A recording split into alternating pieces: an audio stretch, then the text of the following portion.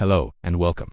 Let us talk about something that can feel surprisingly difficult as we get older, making new friends. You've built a life, you have your routines, and the thought of starting from scratch with someone new can be daunting. You might find yourself thinking, I'm just not good at this anymore. And that feeling is completely normal.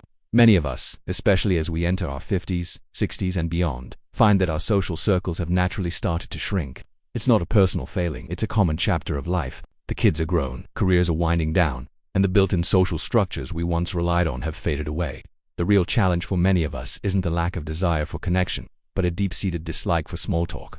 The idea of standing in a room, drink in hand, trying to make polite conversation about the weather or what you did last weekend can feel, well, exhausting and a little pointless.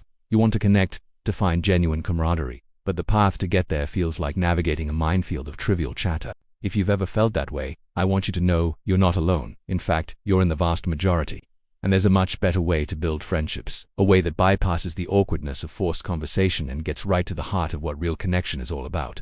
Now, let's be honest for a moment. Research and just plain life experience tell us that men, in particular, often find this transition tougher than women. Throughout our lives, women have typically been socialized to maintain friendships through face-to-face conversation, sharing feelings and vulnerabilities. It's often referred to as face-to-face friendship.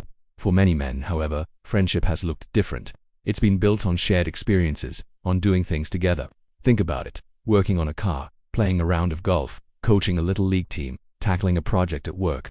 These are what sociologists call side-by-side friendships. The connection is forged through a shared activity, with conversation flowing naturally from the task at hand, rather than being the sole focus. The problem is, when retirement hits and the workplace camaraderie disappears, that primary source of side-by-side connection vanishes with it. Suddenly, the old ways of making and keeping friends don't work anymore. This isn't because men are less capable of deep connection, not at all. It's because the environment that fostered their specific style of friendship has changed. So, if you're a man who feels a bit adrift socially, understand that this is a structural issue, not a personal one. The key isn't to force yourself into a mode of friendship that feels unnatural, but to consciously recreate the side-by-side environments where you've always thrived. So, how do we do that? How do we find our people without enduring the pain of small talk? The secret is to shift your focus from meeting people to doing things. Instead of asking, where can I go to make friends? Ask yourself, what do I love to do? What have I always wanted to learn? Your passions and interests are the most powerful friendship magnets you have. They act as a natural filter, bringing you into contact with people who already share a common language with you. When you're both focused on a shared activity, the pressure to talk disappears. Conversation becomes a byproduct of the experience, not the goal itself. Think about it.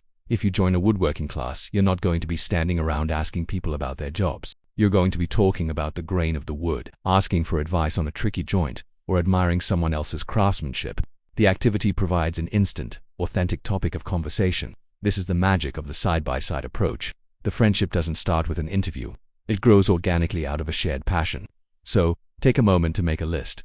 What lights you up? Is it hiking, photography, playing a musical instrument, volunteering for a cause you believe in, learning a new language, or joining a book club? The possibilities are endless. The next crucial step is choosing the right environment. This is where many people get it wrong. They think they need to go to places designed for socializing, like bars or big unstructured parties. But these are often the worst places if you hate small talk. They are high-pressure environments where the only thing to do is talk. This forces you right back into the exact situation you're trying to avoid. The buzz of a crowded room can feel isolating when you and have a shared purpose to anchor you. It's like being dropped into the middle of the ocean without a life raft. Instead, seek out environments built around a specific activity or purpose. Think clubs, classes, workshops, and volunteer groups. These are what I call structured social settings. A weekly pottery class, a community garden, a local historical society, a choir, or even a pickleball league. In these places, the activity is the star of the show. Your reason for being there is clear and shared by everyone else. This structure provides a social safety net. You have a built-in reason to be there and a built-in topic of conversation. You can talk as much or as little as you feel comfortable with, and the silence is never awkward because you're both engaged in the task. Over time, as you see the same faces week after week, sharing struggles and successes related to the activity, familiarity blossoms into friendship. It happens naturally, without pressure. Let's put this into practice. Let's say you've always been interested in local history. Going to a bar hoping to find another history buff is like looking for a needle in a haystack.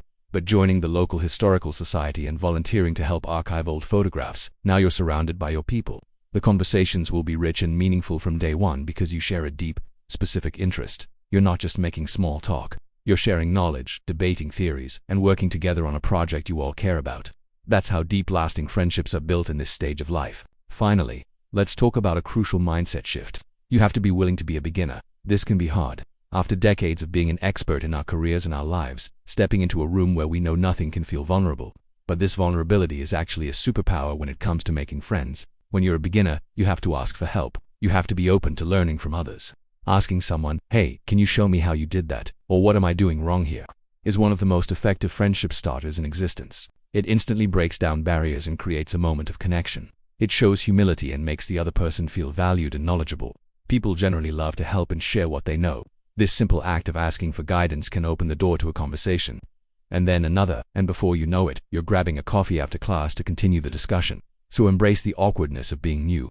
See it not as a weakness, but as a golden opportunity to connect with others on a genuine human level. Let go of the need to be the expert in the room. Your willingness to learn will draw people to you far more effectively than any polished introduction ever could.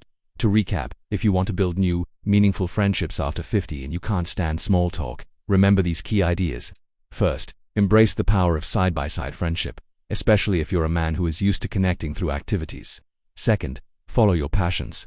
Let your interests be the guide that leads you to your people. Third, choose the right environment. Opt for structured settings like clubs and classes over unstructured ones like bars. And finally, be willing to be a beginner.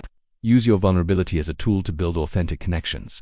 Making friends at any age is about being open, being authentic, and putting yourself in the right places. It's not about becoming a slick conversationalist. It's about sharing a part of your life with someone else side by side. Thank you for spending this time with me today. I hope this has given you some practical and encouraging ideas. If you found this helpful, please consider subscribing for more conversations about navigating this rich and complex chapter of life. We'd love to have you as part of our community.